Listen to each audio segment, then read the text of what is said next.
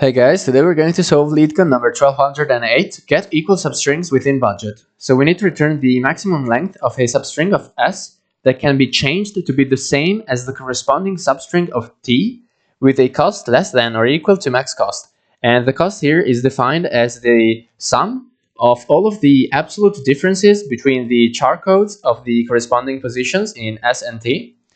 And yeah, we need to remain in the budget. This is our budget, so we can spend at most max cost.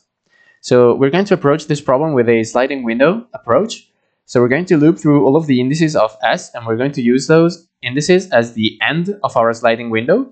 And then we're going to check if our current cost is greater than the max cost. And if it is, we're going to remove characters from the start of our sliding window. So the variables that we need are the max length. So this is our return variable. It's what the problem is asking us. So later on, we're going to return this max length. And then we need to keep track of the current sum of the current sliding window that we are considering. And we need to also keep track of the start of the sliding window that we are considering.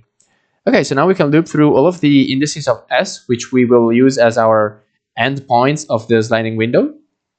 And the character that is entering is the character at the position end. So what we do is we add to our current cost of our current sliding window the cost at that position. And I do this with a diff add function. This is going to be helpful because otherwise we would have some code duplication. So that's why I used a function here, which we're obviously going to implement later on. And what this function does is it takes this absolute value of the difference between the character codes at the same position between the string S and the T. Okay. So now we need to check, well, is our current cost greater than the max cost, which is given to us as a parameter? And if yes, we need to keep removing elements from the start of our sliding window until we are less than or equal to the max cost. Okay, so that's what we do with a while loop. While we are out of budget, we remove elements from our start of the sliding window.